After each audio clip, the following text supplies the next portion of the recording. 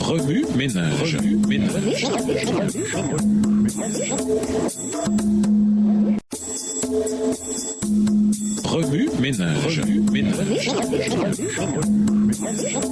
Bienvenue dans votre émission Remue ménage. Nous voilà à la leçon 7, la circoncision du cœur. Lisons Deutéronome 10, versets 12 à 22. Deutéronome 10, versets 12 à 22. Maintenant, Israël, que demande de toi l'Éternel ton Dieu, si ce n'est que tu craignes l'Éternel ton Dieu, afin de marcher dans toutes ses voies, d'aimer et de servir l'Éternel ton Dieu de tout ton cœur et de toute ton âme. Si ce n'est que tu observes les commandements de l'Éternel et ses lois que je te prescris aujourd'hui, afin que tu sois heureux. Voici à l'Éternel ton Dieu appartiennent les cieux et les cieux des cieux, la terre et tout ce qu'elle renferme. Et c'est à tes pères seulement que l'Éternel s'est attaché pour les aimer, et après eux, c'est leur postérité. C'est vous qui l'a choisi d'entre tous les peuples, comme vous le voyez aujourd'hui. Vous circoncirez donc votre cœur, et vous ne roidirez plus votre cou. Verset 17. Car l'Éternel votre Dieu est le Dieu des dieux, le Seigneur des seigneurs, le Dieu grand, fort et terrible, qui ne fait point acception des personnes et qui ne reçoit point de présent, qui fait droit à l'orphelin et à la veuve, qui aime l'étranger et lui donne de la nourriture et des vêtements. Vous aimerez l'étranger car vous avez été étranger dans le pays d'Égypte. Tu craindras l'Éternel ton Dieu, tu le serviras, tu t'attacheras à lui et tu jureras par son nom. Il est ta gloire, il est ton Dieu, c'est lui qui a fait au milieu de toi ces choses grandes et terribles que tes yeux ont vues. Tes pères descendirent en Égypte au nombre de 70 personnes. Et maintenant, l'Éternel ton Dieu a fait de toi une multitude pareille aux étoiles des cieux. Introduire la circoncision du cœur. Dans la structure globale de l'Alliance,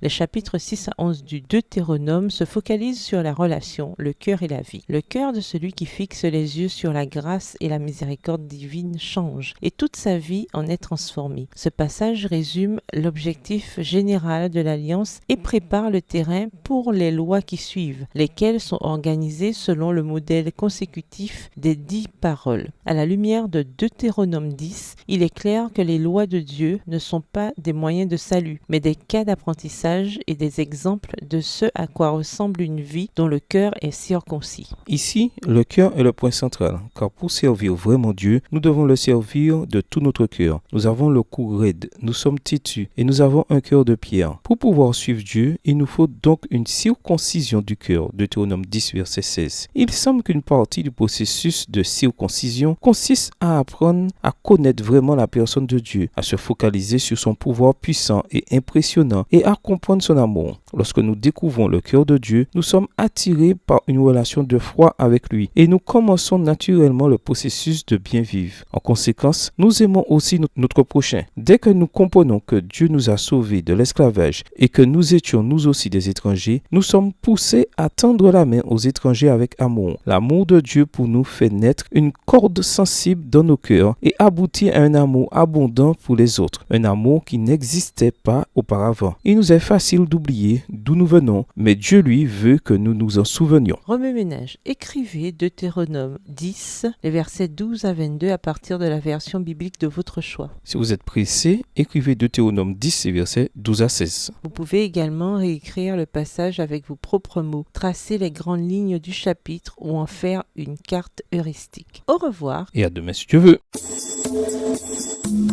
Remue ménage. Remue ménage.